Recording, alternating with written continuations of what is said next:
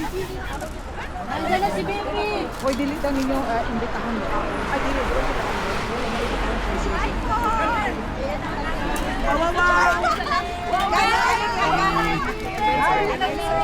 Ma'am, kana atras sa kamay. Atras sa kamay. Wait lang sa ma'am. Mag-interview sa taon naman. Later na po ang picture, ma'am. Atras muna tayo ng konti, mga kababayan.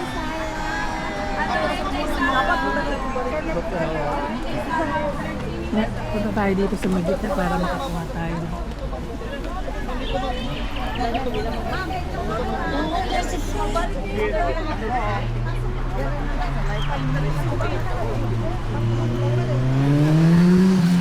Guys, pakitaas po ng mga camera nila.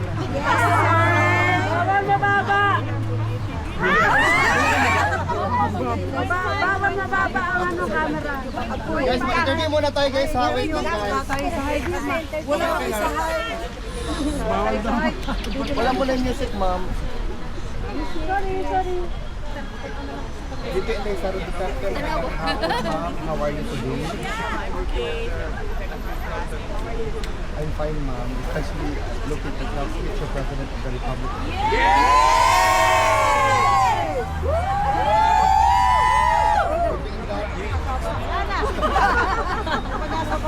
VP Inday, the burning question is, how's the former president of the Republic?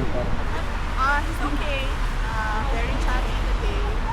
Mainly about politics.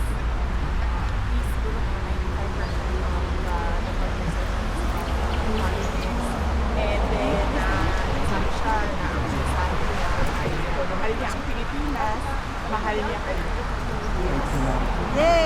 Ma'am, a little bit of politics lang, ma'am, na question. What is your reaction to the statement of individuals, particularly those detractors, ma'am, no, involving all of your families sa impeachment complaint hurled against you? Well, I think it's unfair.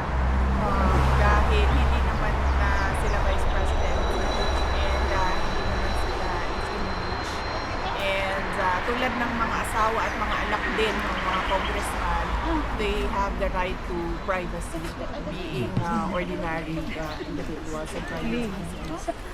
VP Inday, what is your opinion doon sa mga really brave na congressman natin katulad kay Congressman Leviste at Congressman Miao Barzaga na they are very vocal and unapologetically blunt and direct sa kanilang mga statements, ma'am, about current government? Well, pareho tayong lahat ng nararamdaman tulad ng mga nararamdaman nila at we applaud their courage. Kahit na alam nila na mabalikan sila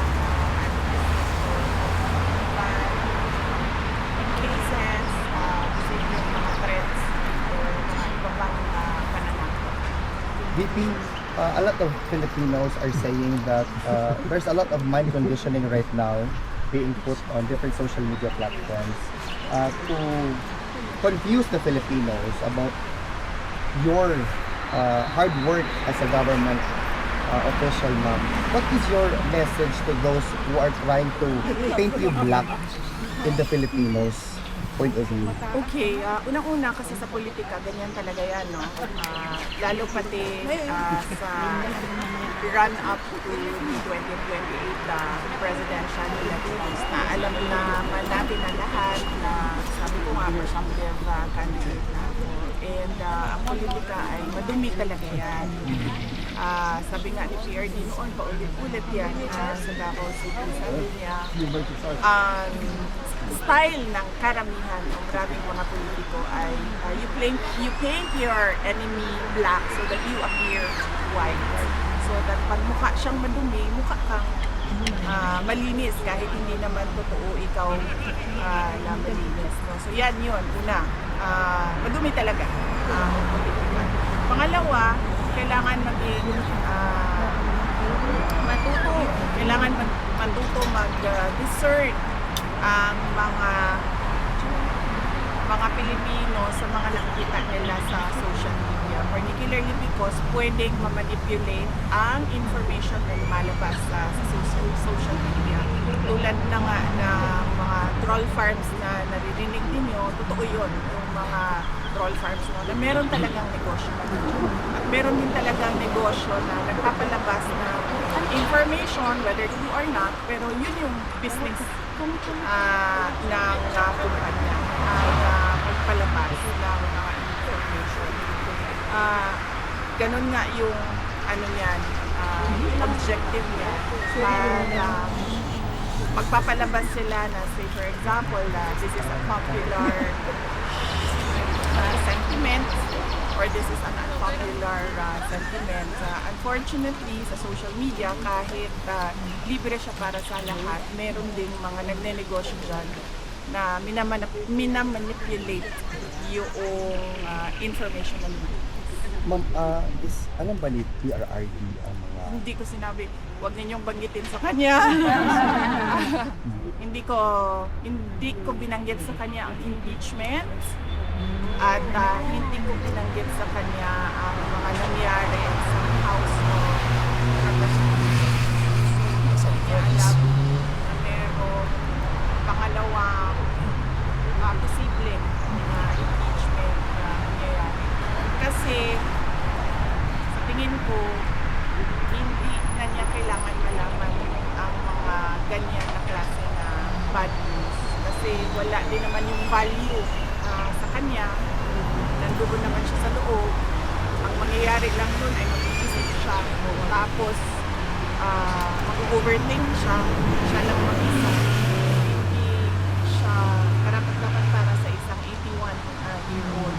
Dapat ang alam lang na ay yung mga happy na mga bagay. Lalo pati nag-iisip tayo na baka nga dyan siya bawian ng buhay sa loob. So, dyan siya mamamatay sa loob ng detention. So, dapat yung maalala niya at naiisip niya ay yung mga masasayang bagay. Hindi yung mga kalukuhan, korupsyon at abuso ng mga congressman at iba pang politiko kasama na ang administration.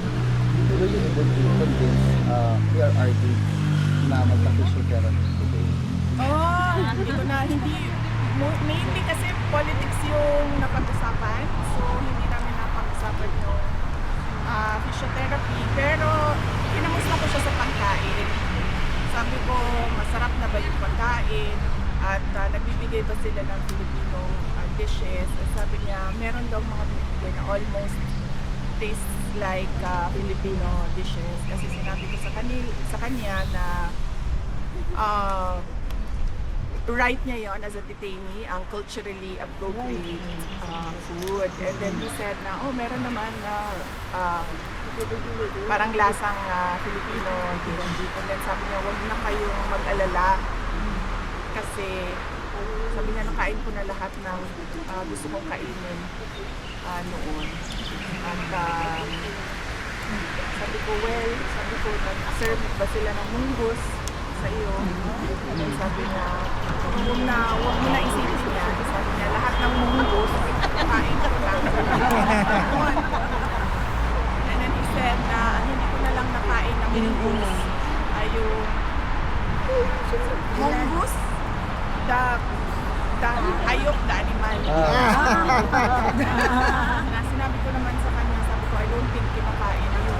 And then he said, pag sa Pilipino, pwedeng kainin. So, Ma'am, if there's something na you're very proud of na trait ni PRRD na nakuha mo, what is it? ano ba traits ni PRRD? Ano ba mga traits ni PRRD? Not bending to foreign powers, for example, the independence that he has. Dapat naman kasi talaga yon na hindi lang para sa president, hindi lang dapat sa vice president, kahit ordinary Filipinos. It is enshrined in our constitution. We should have an independent foreign policy. Hindi pinapaboran kahit sino, except ang interest ng Philippines and the Philippines. just to conclude the conversation. Conclusion na ka. Hindi pa din. Sorry na. Sorry. Pinagbiyahe kami ng 14 hours plus 4 hours papunta na para bisitahin ka.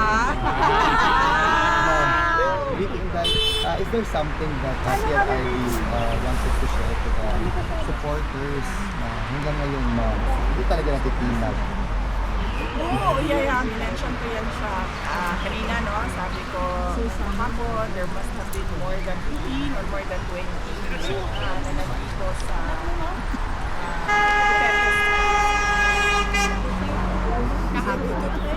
and sabi niya, yun yung sabi niya, paabong ko lang sa akin yung message.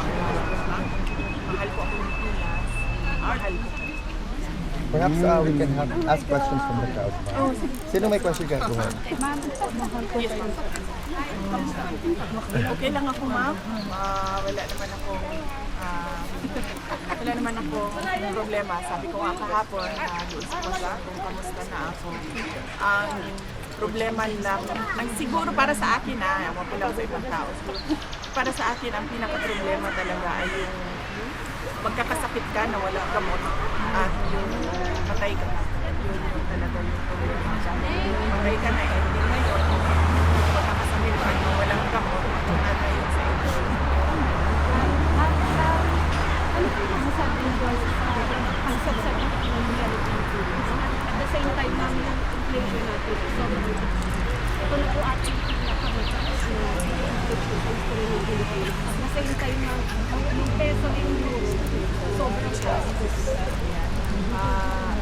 Ano yung economy na nangyari sa atin sobrang taas na presyo na fuel, sobrang taas ng palitan, kaya sobrang taas sa akin lang. Kung hindi man kaya, tulungan ng administrasyon ng gobyerno, lahat, dapat tulungan tayo na hindi na kayo sa hindi na talaga nila makaya kahit man lang yung simpleng pagbili ng kasi ang problema kasi kapag mga wala sila magtatakas, wala sila ang pinakakita natin yung sort of crime and violence na ayaw natin na Yung natatandaan ko po, nung panahon po ni Castro, ang euro po,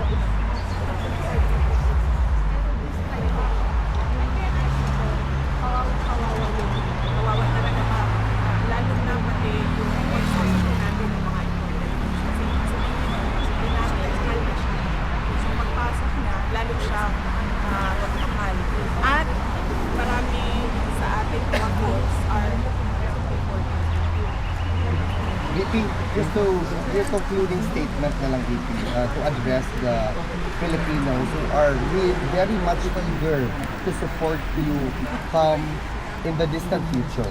Yun lang VP na parang to fuel us as well, the supporters, na hindi naman talaga kami atras sa laban. We are with you together in this fight. Nagpapasalamat ako dahil ako ay nag-announce na tatakbo ako ng Pangulo. Marami lahat ng mga supporters galing 2016, 2019, 2022 nandyan pa rin sila lahat na solid na naniniwala at naniniwala. So, yun yung unang pagpapasalamat. Yung pangalawang pagpapasalamat ko ay yung kanilang suporta sa akin ngayon sa mga na gawa-gawa ng House of Pilipinas. Siyempre, suporta ng mga senators. Merong mga bayan natin na lumalabas na pinapahayag na nila publicly yung posisyon nila. Papasalamat pero base din sa discussion natin kanina dito, Pangulo Duterte, lahat ng mga nangyayari sa buhay ng isang tao ay sinulat yan ng Diyos. Kung ma-impeach ko, yan ay sinulatan ng Diyos, hindi naman ako.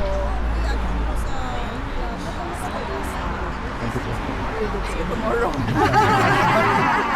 But VP Inday, on behalf of the Filipino community, talagang we will be supporting you. We'll be calling out our respective congressmen to do their job, to represent or to echo the sentiments of the respective constituents. Nandito lang kami para sa UVP at sa buong Duterte family. May isang question pa guys.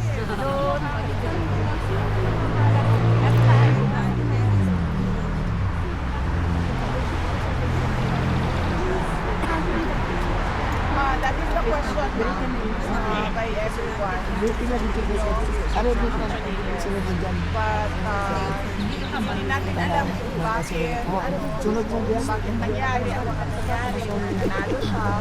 Pero para sa akin, nagsinungaling talaga siya sa kanyang gusto gawin para sa bayan at sa kanyang mga kapasidad na maging thank you. Thank you sa support na rin. Thank you, VP.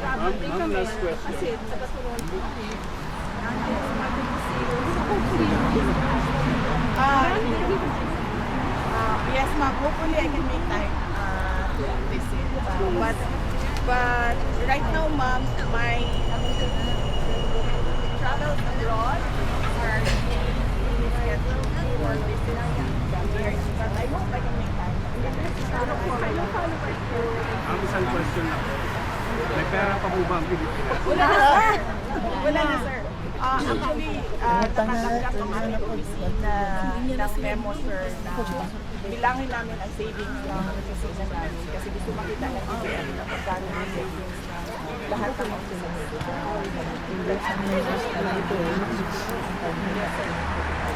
Thank you, VP. Thank you, VP. Mabuhay ka, VP. Kay Sarah.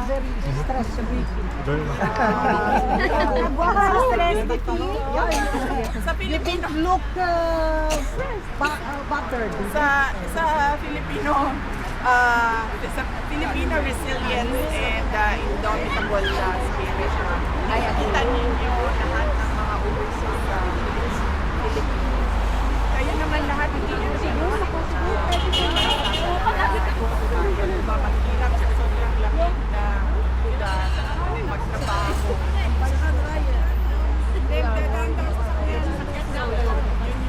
Ganun tayong mga Pilipino. Hindi tayo basta-basta i-will not. Thank you, VP. Mabuhay ka. Guys, para systematic tayo guys. Para systematic tayo guys. Dito yung mga pa-picture, tapos dito yung exit. Picture.